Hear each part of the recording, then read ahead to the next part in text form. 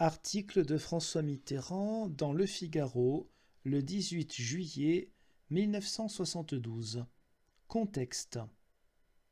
Le 23 avril 1972, par 67,90% des suffrages exprimés, les Français répondent oui au référendum sur l'entrée de la Grande-Bretagne dans le marché commun. Mais le Parti socialiste a remporté une victoire. Il avait recommandé l'abstention et 40% des électeurs se sont abstenus. Bien que l'Assemblée nationale ait voté la confiance au gouvernement le 24 mai 1972, le président de la République met fin le 5 juillet 1972 aux fonctions de Jacques Chaban-Delmas. Pierre Messmer est nommé Premier ministre. Les chefs de l'opposition s'interrogent sur le cas que l'Élysée fait de la représentation nationale. La nomination de M. Pierre Messmer apparaît comme un resserrement des liens entre le chef de l'État et le Premier ministre, condamné à n'être qu'un exécutant. On parle alors de retour aux sources du gaullisme et de continuité du pouvoir personnel. À la veille de ce changement ministériel, le 26 juin 1972, l'auteur, premier secrétaire du Parti socialiste, a signé avec Georges Marchais, secrétaire général du Parti communiste français, le programme commun. Le 18 juillet, l'auteur note « L'idée m'était venue d'écrire au président de la République, comme l'ont fait cette semaine Jean Le Canuet et Pierre Abelin, pour exprimer de façon solennelle mon opinion sur les conditions dans lesquelles a été décidé et exécuté le dernier changement de gouvernement. J'y avais renoncé en pensant à la vanité de ce type de correspondance. Rendre le chef de l'État juge des actes de Georges Pompidou avait quelque chose d'insolite. Au point où nous en sommes, seuls les Français diront le droit et trancheront l'affaire. À nous de les éclairer. Même s'ils ne se passionnent pas pour les problèmes constitutionnels, il faut leur répéter qu'ils vivent sous un régime politique de fait qui n'a jamais respecté ses propres lois. Constatation qui ne manque pas d'intérêt quand on sait que Georges Pompidou compte mener campagne, lors des prochaines élections législatives, sur les dangers courus par les institutions depuis qu'existe un programme commun de la gauche. La Ve République est, selon la lettre de la Constitution de 1958, une république parlementaire. Lors des travaux préparatoires, le général de Gaulle, convié par le comité consultatif que présidait Paul Reynaud à préciser sa pensée, a vigoureusement insisté là-dessus. Que s'il cherchait à l'époque, l'armée du coup d'État ralliée, à se concilier les partis, ne change rien à la réalité des textes qui reçurent l'approbation du peuple français.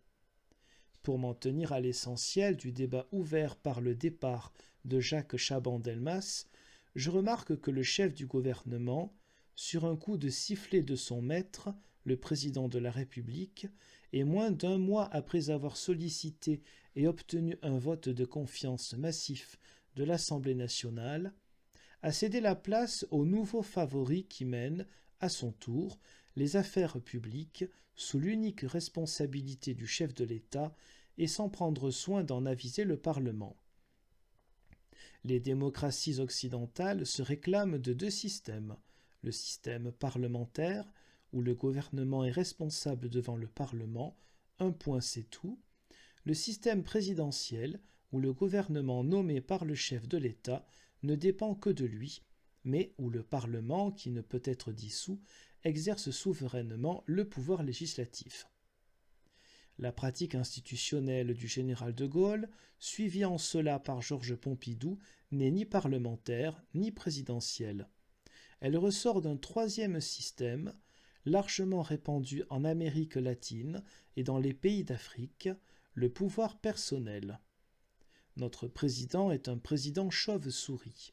Sous le couvert du système parlementaire, conforme à la tradition française, il apparaît comme l'arbitre débonnaire qui protège la nation contre les passions partisanes, voyez mes ailes, tandis que, par la vertu d'une autorité présidentielle, puisé aux sources du suffrage universel, il répond ou semble répondre aux exigences plus impérieuses que jamais de la stabilité et de la continuité politique.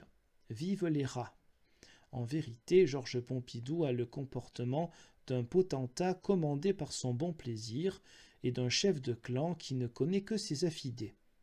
Personne en Europe, hors le grec, l'espagnol et le portugais, n'est aussi libre que lui d'agir. Personne donc n'est autant que lui responsable des conséquences de ses actes.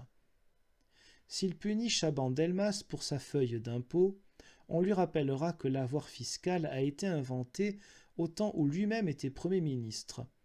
S'il veut effacer la trace des scandales, on lui rappellera que ce régime, où a sauté la frontière qui séparait les affaires privées du domaine public est le sien, que l'échec du référendum est le sien, que le bluff de la nouvelle société est le sien. Le programme commun de la gauche est raisonnable en proposant de corriger la Constitution chaque fois qu'elle fournit au président des prétextes légaux aux abus qu'il commet. Dans le cas d'un renversement de majorité l'an prochain, il ne sera plus possible de jongler avec la représentation nationale. Je ne demande pas pour celle-ci d'autre pouvoir que ce qu'elle a. Je demande qu'on lui restitue le moyen d'en user. Si j'étais, ce qu'à Dieu ne plaise, député de la majorité, et si par hasard je n'avais pas perdu le sens de ma dignité, j'aurais reçu la destitution du Premier ministre comme une offense impardonnable.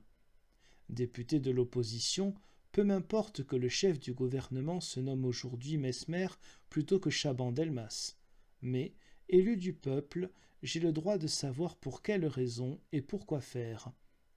Il paraît qu'à la rentrée d'octobre, je l'apprendrai, et avec moi, les millions de Français qui se croient encore en République. À moins que, dans sa conférence de presse, annoncée pour la mi-septembre, Pompidou ne nous livre son secret avec 15 jours d'avance et 3 mois de retard. Je ne donnerai pas ma langue au chat. La vérité, je la devine. Le président de la République est candidat aux élections législatives, dans 490 circonscriptions. Mais ce candidat n'a plus rien à dire, sinon crier au feu. Il le fera, soyons-en sûrs. Et au besoin allumera, avec un chiffon de papier, la Constitution par exemple. Pas de doute, l'automne sera chaud.